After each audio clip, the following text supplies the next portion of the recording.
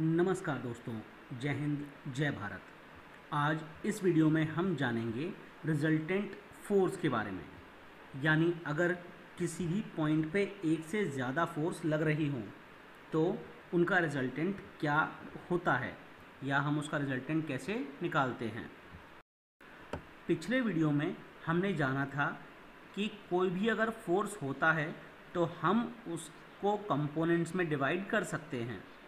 यहाँ पर उसी चीज़ को उल्टा करके कहा जा सकता है कि अगर किसी भी सिस्टम पर बहुत सारी फोर्सेस लग रही हों तो उन सभी फोर्सेस को हम एक सिंगल फोर्स से रिप्लेस कर सकते हैं जिसका असर सेम उन सब फोर्सेस के बराबर होगा, और वो जो सिंगल फोर्स होती है उसको हम रिजल्टेंट फोर्स कहते हैं।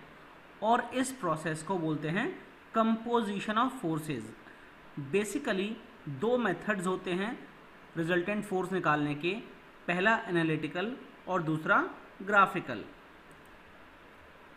कंपोजिशन ऑफ फोर्स में बेसिकली अगर देखा जाए तो पहला लॉ आता है law of parallelogram of force, दूसरा law of triangle of force, तीसरा method of resolution of forces.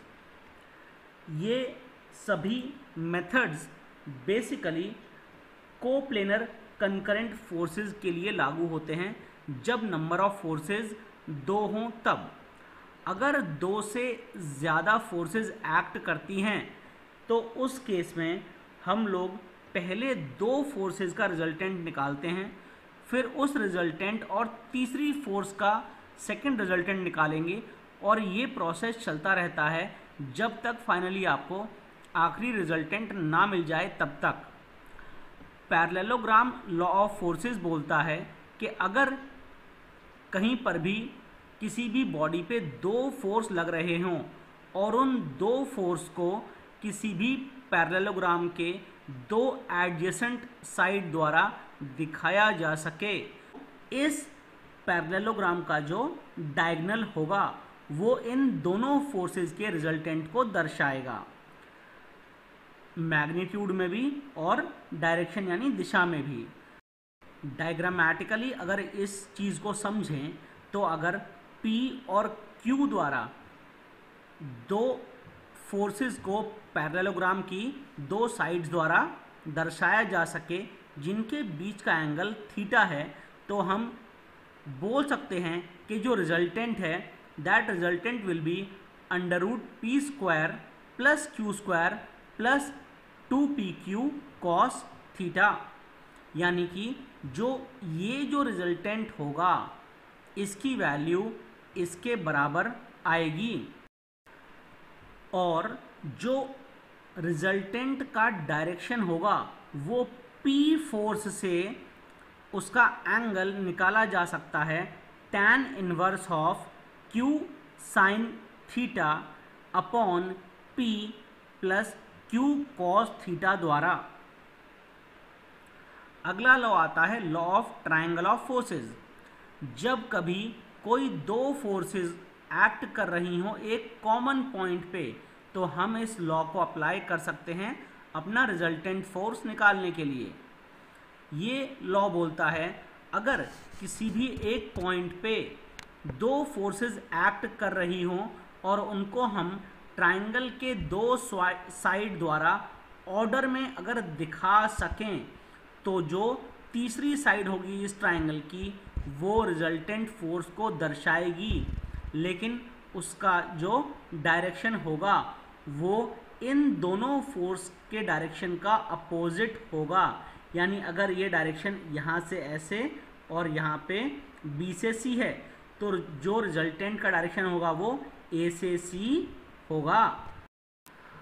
अब अगर इसी पे बेस्ड एक सवाल किया जाए तो सवाल एग्जाम में इस प्रकार आता है, find the resultant force of two forces 30 Newton and 40 Newton acting at a point with an angle of 60 degree with one another.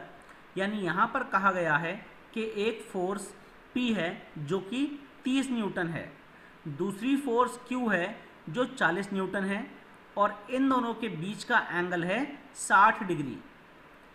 यहाँ पर ये चीज़ें हमें दी हुई हैं। रिजल्टेंट निकालने के लिए वापस से अगर हम इस Q फोर्स को यहाँ पर मान लें और यहाँ पर मानने के बाद में इस प्रकार से यहाँ P फोर्स को मान लें, तो जो यहाँ का डायगोनल होगा वो रिजल्टेंट फोर्स को दर्शाएगा। रिजल्टेंट फोर्स की वैल्यू होगी √P² + Q² + 2PQ cos theta. जब आप इस प्रकार से इसको सॉल्व करेंगे तो इसकी वैल्यू निकल कर आएगी 60.83 न्यूटन।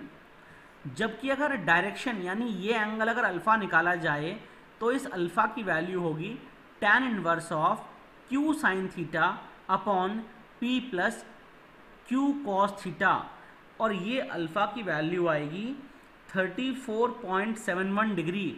और ये अल्फ़ा की वैल्यू हमेशा ये जो P फोर्स होती है इससे मेजर की जाती है। आज इस वीडियो में बस इतना ही। नेक्स्ट वीडियो में हम लेकर आएंगे रेजोल्यूशन ऑफ फोर्सेस। जय हिंद, जय भारत।